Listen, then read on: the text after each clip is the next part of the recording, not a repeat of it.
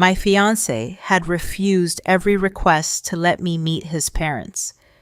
The morning before I returned to base, I stood on their porch, wearing the ring he had stolen from his wife. The house sat on a quiet street in Topeka, with wind chimes moving softly against the cold Kansas air. I almost turned back twice before ringing the bell.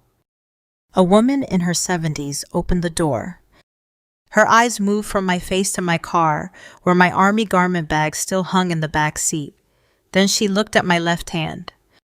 The color left her face so quickly it frightened me. "Where did you get that ring?" I touched the sapphire without thinking. "Your son gave it to me." Her lips parted. "Not Owen." "Lucas," she whispered. A man appeared behind her. He was lean, gray-haired, and carrying a folded newspaper. Helen. She never looked away from my hand. Then she gripped the door frame and said the sentence that split my life open. "You cannot marry our son. Rachel is still his wife." For a moment I thought I had misheard her. The ring suddenly felt heavy. "I'm sorry," I said. "Your son's name is Owen Vale." The older man gave a short, exhausted laugh that held no amusement at all. "No," he said. "That is one of the names he uses." Helen stepped aside. "Please come in before you fall down." I entered a living room that smelled faintly of cedar and old coffee. Family photographs lined the mantel. I saw school portraits, a military graduation picture, and one frame turned face down near the lamp. Helen noticed me looking at it. She lifted the frame, held it for 1 second, then handed it to me. The man in the photograph was younger, heavier in the face, and clean-shaven. It was still him. Owen. Lucas. Whoever he was. He stood in a dark suit beside a smiling woman with auburn hair and one hand resting over his. On that hand was the ring now sitting on mine. I lowered the frame slowly. "My name is Maeve Archer," I said. "Lieutenant Colonel, Army Logistics. I'm supposed to go back to Fort Riley tomorrow afternoon." Walter Barrett nodded once. "I'm Walter. This is Helen. Sit down, Colonel. You deserve the truth before you get on that base again." I sat because my knees no longer trusted me. I had spent more than 20 years in Army aviation logistics. I knew how to move fuel, aircraft parts, medical kits, and people across long distances under deadlines that did not care whether your heart was steady. What I did not know, apparently, was how to recognize a man who had built his entire life beside me out of false names. I met Owen 11 months earlier at a fundraiser supporting military families in transition.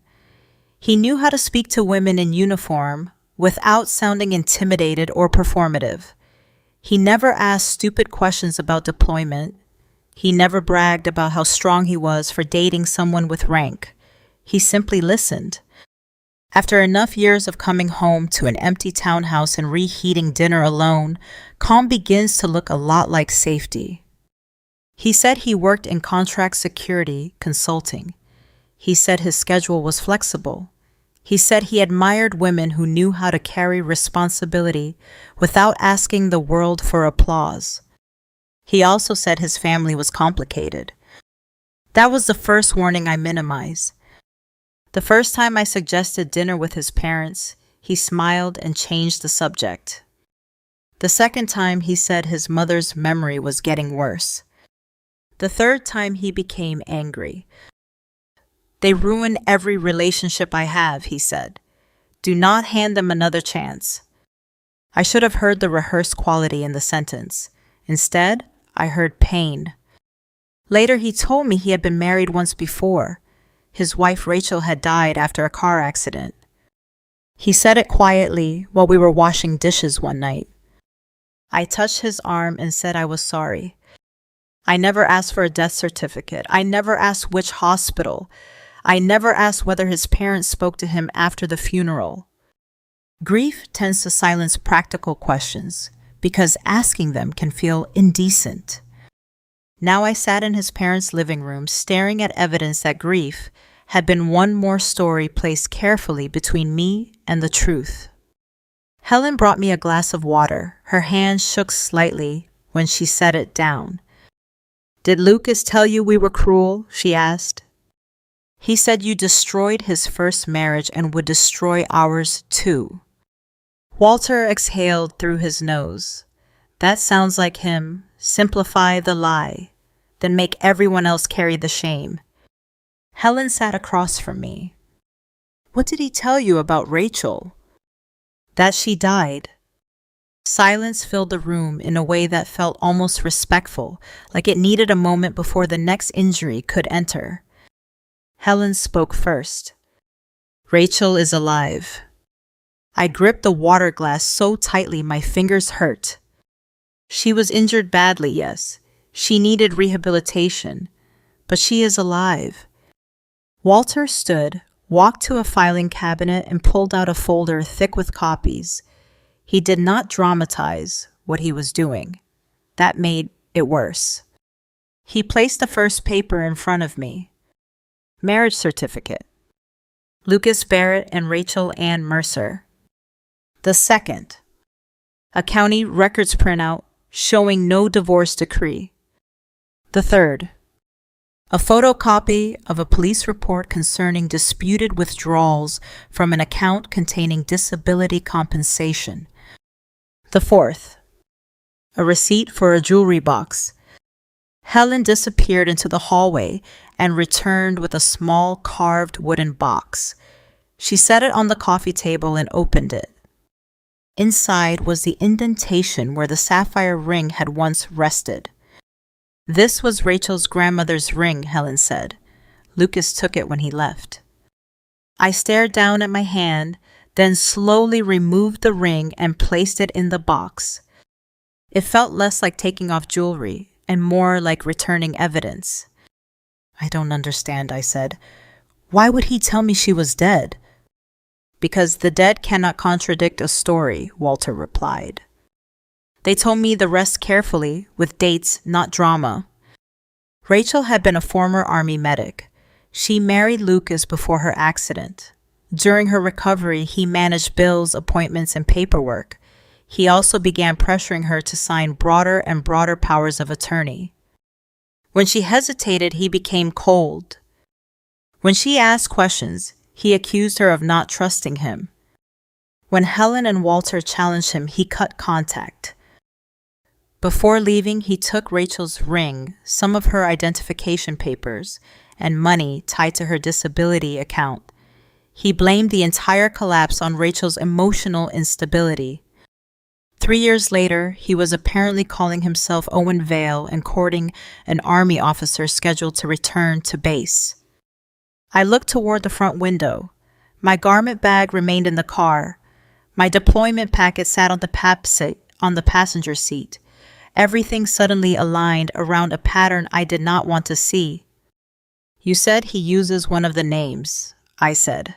"More than one." Walter nodded. "We know of 2 others." "Why didn't you report him?"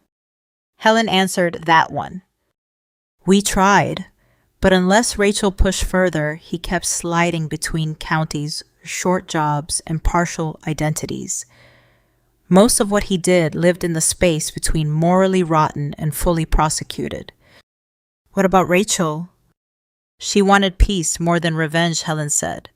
"But when we heard he was seeing another military woman, we feared the pattern had started again."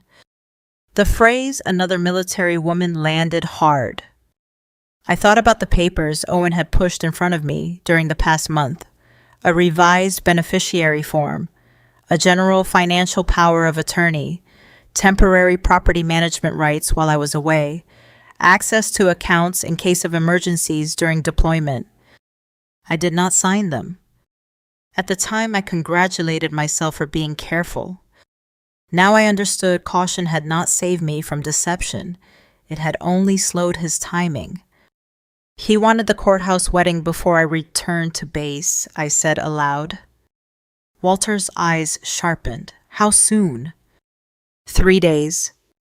Helen closed her eyes briefly. There it is. I took out my phone and opened the message thread where Owen had written the night before. Once we're married, all the paperwork becomes easier. At the time, it sounded practical. Now it sounded hungry. Helen reached for the folder again. There is one more thing you should know. Rachel told us Lucas always pushed major legal changes just before periods when she would be alone, medicated, or dependent.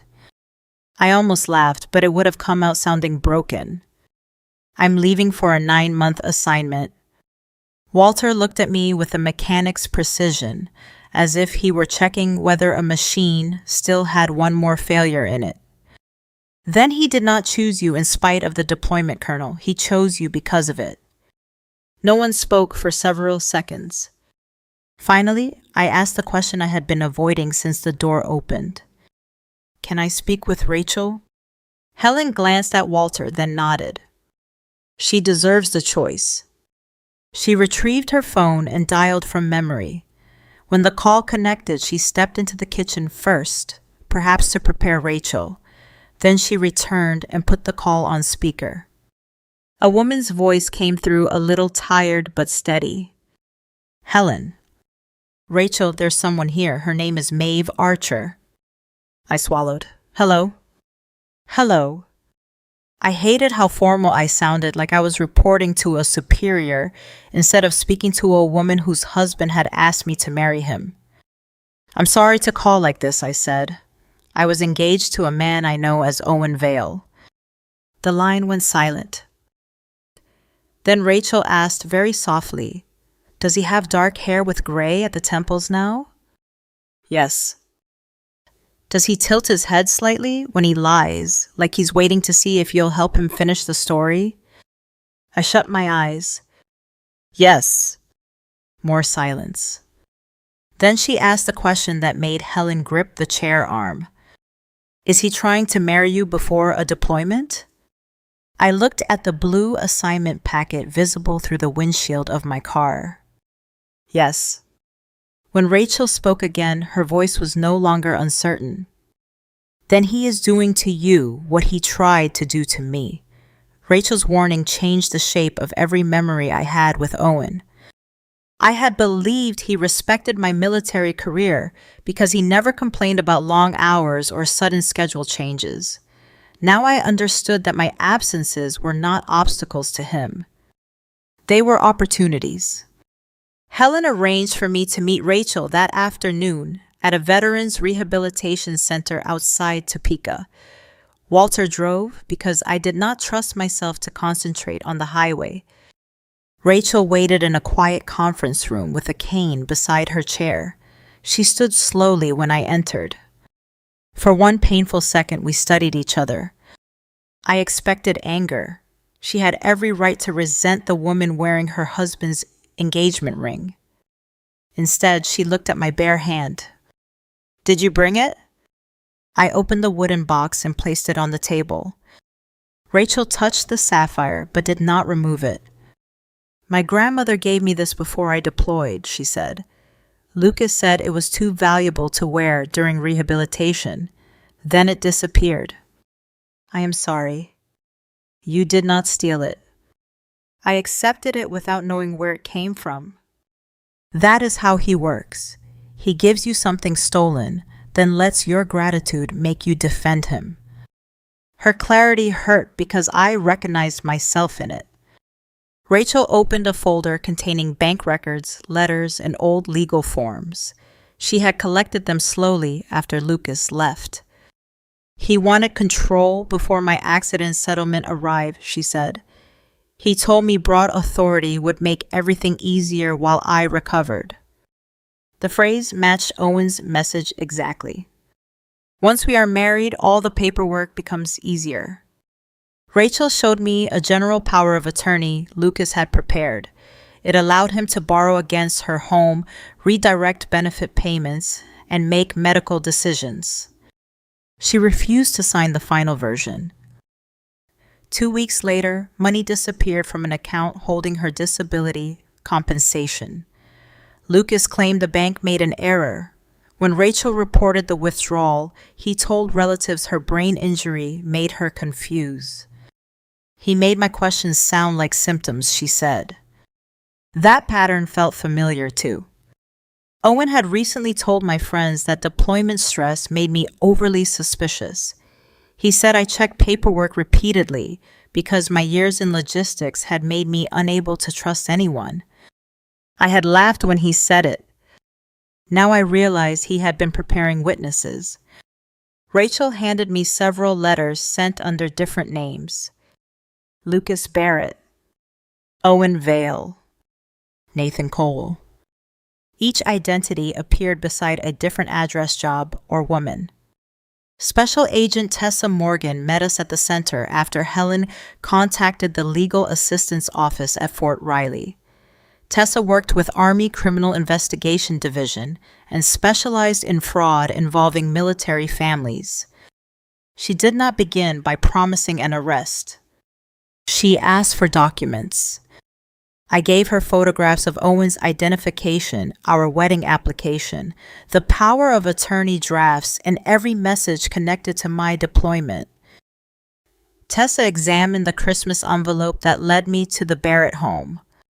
Did he know you found this? I asked him about the name Lucas Barrett. What did he say? That Lucas was a dead cousin. Tessa looked toward Rachel. Rachel said he told me Owen Vale was a former business partner. The lie changed depending on which woman asked. Tessa requested that I return home without confronting him. She wanted Owen committed to his current identity before investigators revealed what they knew. You are scheduled to marry him in 2 days? She asked. Yes. Does he believe you will sign financial documents at the courthouse? He prepared them himself. Then let him bring them. The instruction felt colder than anything I had done in uniform. I had managed aircraft shortages during storms and watched crews launch into dangerous conditions. None of that required me to return home and smile at a man who had stolen another woman's name, money, and ring.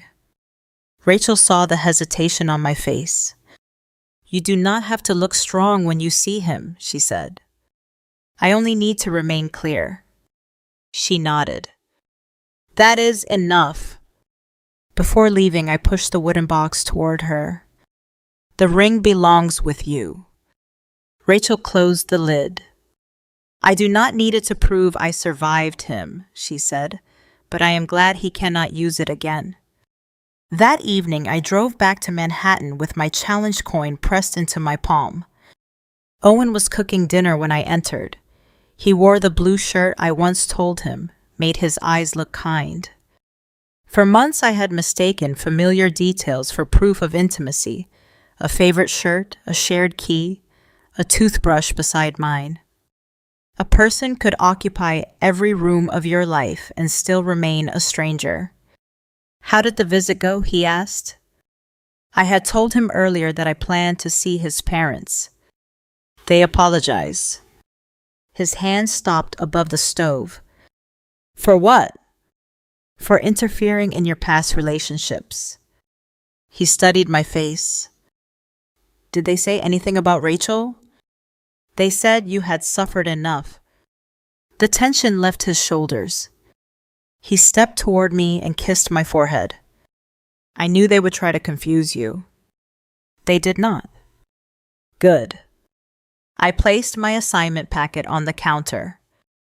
I still want the courthouse wedding before I report to base.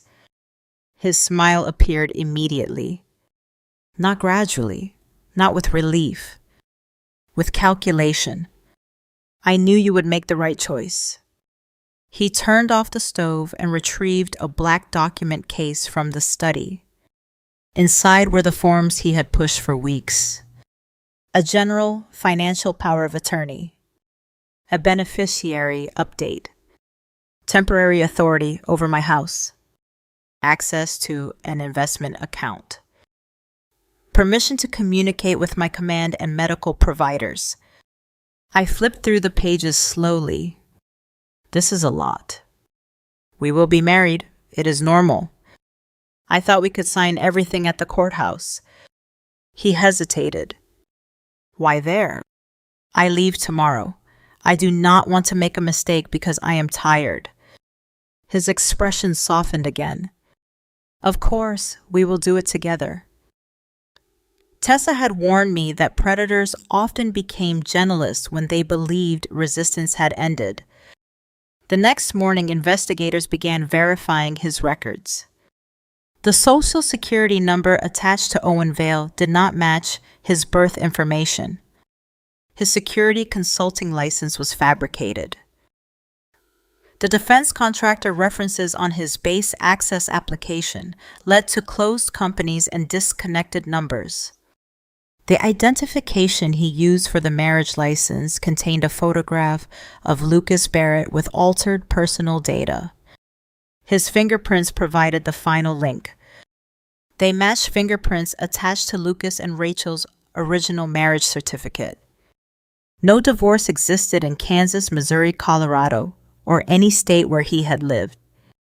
Lucas Barrett was still legally married. Tessa's team also examined my home computer. Someone had accessed my deployment folder while I was at work. Draft documents inside a hidden directory included a complete beneficiary change for my military insurance. Lucas had listed himself as spouse and primary recipient. Another file granted him broad authority to manage my property during deployment. The signature field already contained a digital copy of mine. He had taken it from a routine housing form. A third document authorized the sale of my townhouse. A fourth opened a home equity line of credit large enough to clear several debts linked to his false identities. He had also searched for information about military death benefits overseas, notification delays, and how long a spouse could act under a power of attorney before a deployed service member could challenge a transaction.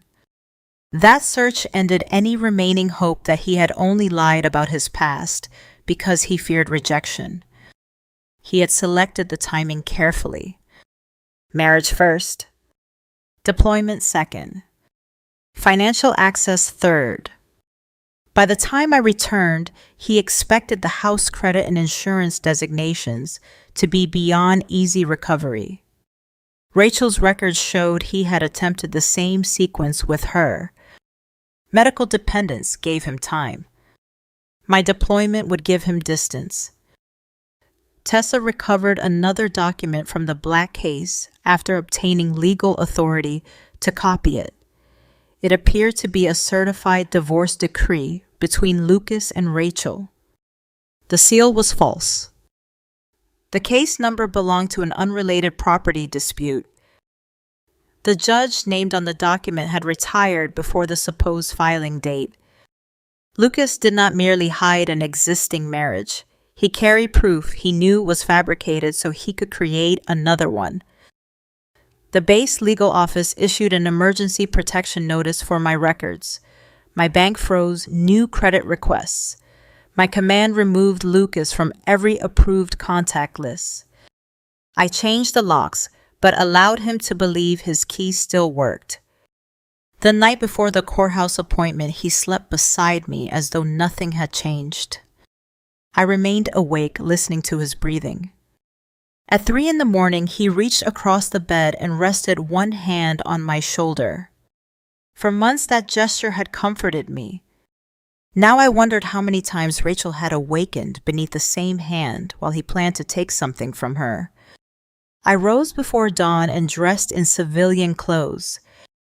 My uniform remained packed for the return to Fort Riley. Lucas stood in the kitchen with coffee and the black document case.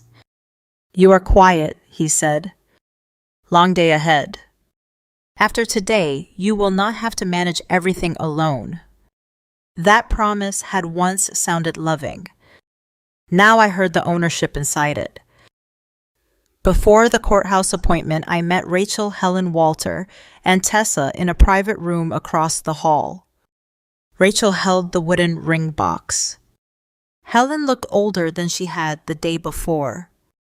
"I am sorry our son brought this into your life," she said. "You did not make his choices." Walter handed Tessa the original marriage records. Rachel looked at me. "You can still walk away before seeing him. I need the record to close where he planned to open it." Tessa reminded me not to argue if Lucas lied. The judge would ask the questions. The documents would answer. The courthouse ceremony was scheduled before Judge Naomi Whitaker. Lucas stood beside me, wearing a gray suit and the expression of a man arriving at a future he believed he had already secured. He gave the clerk identification under the name Owen Vale. He provided the forged divorce decree. He placed the general power of attorney on top of my blue deployment packet. Judge Whitaker reviewed the marriage application, then looked at Lucas. "Mr. Vale, have you ever been legally married under another name?" He answered without hesitation. "No, Your Honor." The courtroom door opened behind us. Lucas turned. Rachel entered carrying the wooden ring box. Special Agent Tessa Morgan walked beside her. Lucas stared at Rachel as though the courtroom had produced a ghost. For the first time since I met him, he had no prepared expression. Then he recovered. "I do not know that woman." Rachel stopped beside Tessa. "You knew me well enough to empty my disability account." Judge Whitaker raised one hand. "No one will argue across this courtroom. Mr. Vale, remain where you are." Lucas looked at me. "Maeve, this is exactly what I warned you about. My parents brought her here to destroy us." I kept my voice steady. "I will not decide this through emotion. Let the official records decide." His shoulders loosened slightly. He believed I still needed proof. Judge Whitaker examined the original marriage certificate Tessa placed before her. She compared the photograph date of birth, fingerprints, and signature. Then she looked directly at Lucas. "You stated under oath that you have never been married under another name. That record belongs to someone else." The judge turned toward Tessa. "Agent Morgan." Tessa presented the fingerprint comparison. "The fingerprints on this marriage certificate belong to the man standing before the court. They also match records submitted under the names Owen Vale and Nathan Cole." Lucas's face tightened. Judge Whitaker asked, "Is your legal name Lucas Barrett?" "No." Tessa placed his original birth certificate beside the altered identification he used for our marriage license. The photographs showed the same man. The state identification number on the Owen Vale card belonged to a deceased person. The defense consulting license he gave me had never been issued by any state agency. His supposed military contracting history did not exist. Judge Whitaker asked again, "Are you Lucas Barrett?" Lucas glanced toward the door. Two courthouse officers moved closer. He finally said, "I used that name years ago." "You did not use it," the judge replied. "It is your legal identity." Rachel opened the wooden box. Inside rested the sapphire ring. Lucas saw it and looked toward my left hand. Only then did he notice I was no longer wearing it. Rachel spoke without raising her voice. "That ring belonged to my grandmother. You took it when you left our home." Lucas said she had given it to him. Rachel produced the insurance valuation family photographs and a police report listing the ring among property removed after his departure. Helen confirmed the ring had remained in Rachel's family for 3 generations. Judge Whitaker examined the forged divorce decree next. Lucas claimed the divorce had been completed privately. The court clerk confirmed the case number belonged to a property dispute. between two unrelated businesses. The seal was copied, and the judge named on the decree had retired before the printed date. Judge Whittaker looked at Lucas. If this marriage never existed, why did you submit a forged decree to prove it ended? He did not answer. The question closed every safe path left to him. Rachel testified that they had never divorced. She described the power of attorney Lucas pressured her to sign after her accident and the disability money withdrawn while she was in rehabilitation. She did not exaggerate. She did not call him evil. She simply gave dates, account numbers, and copies. Truth rarely needs the volume that deception requires. Tessa then presented the files recovered from my computer. The first changed the beneficiary on my military insurance. The second gave Lucas authority over my home and investment accounts during deployment. The third allowed him to open credit in my name. The fourth authorized the sale of my townhouse. Each contained a copied version of my signature.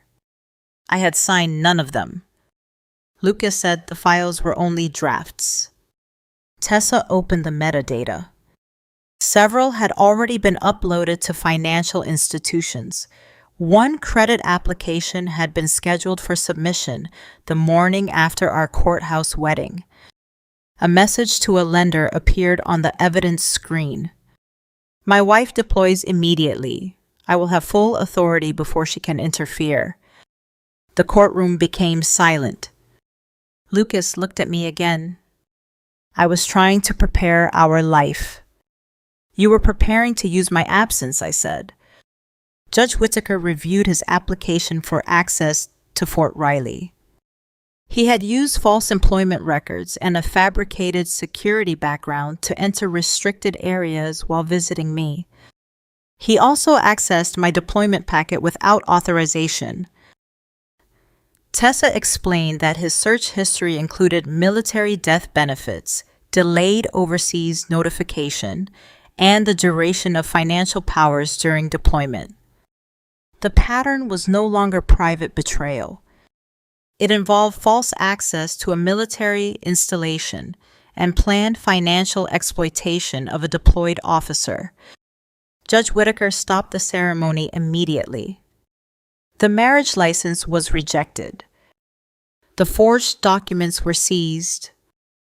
Courthouse officers moved beside Lucas while Tessa informed him that he was being detained in connection with identity fraud, document forgery, perjury, attempted financial theft, and false access to military facilities. He stepped toward me. Maeve, I loved you. Tessa blocked him. I looked at the man I had planned to marry. You did not hide your parents because you feared losing me. You hid them because they knew who you were. The officers removed him. I did not feel victorious.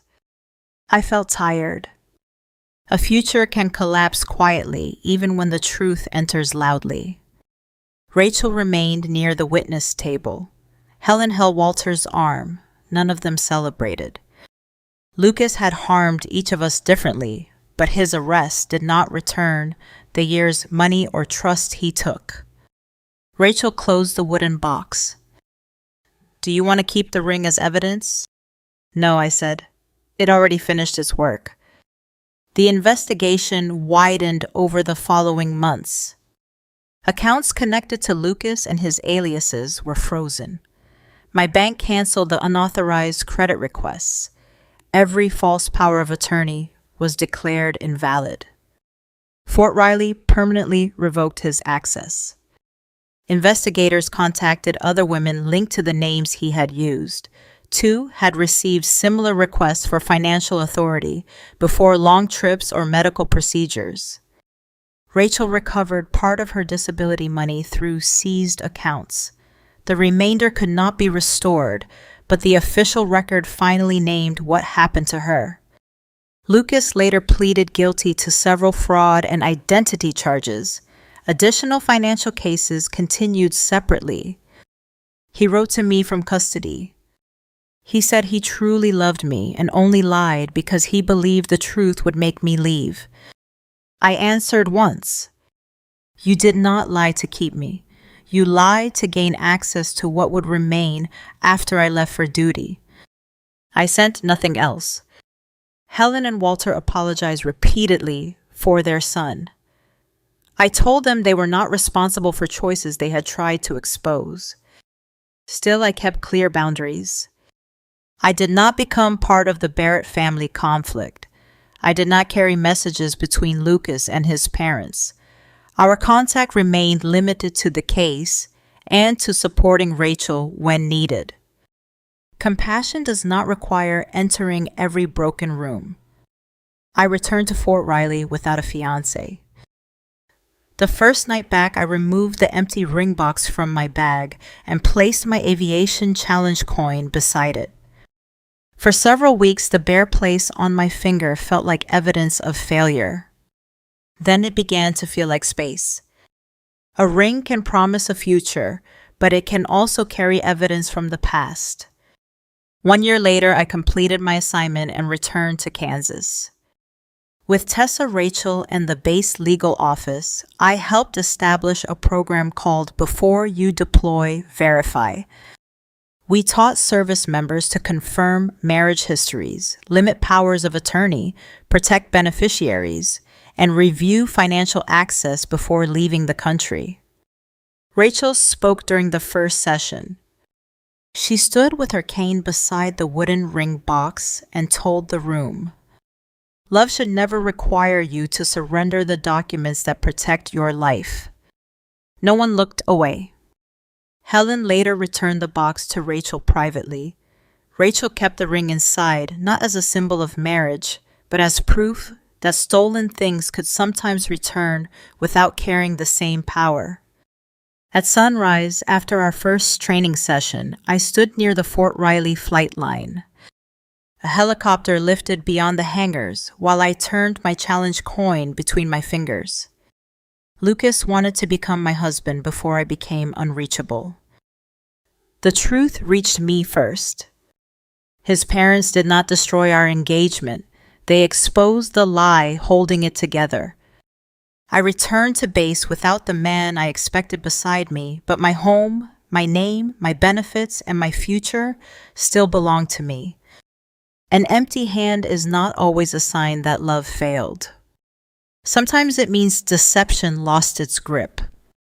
If someone refuses every reasonable introduction, hides basic records, or pressures you to sign before leaving home, do not call verification disloyalty. Honest love can survive careful questions. I would be honored if you shared this story with someone preparing for deployment marriage or a major financial decision, and join me again for another story about truth, dignity, and the courage to verify before trusting.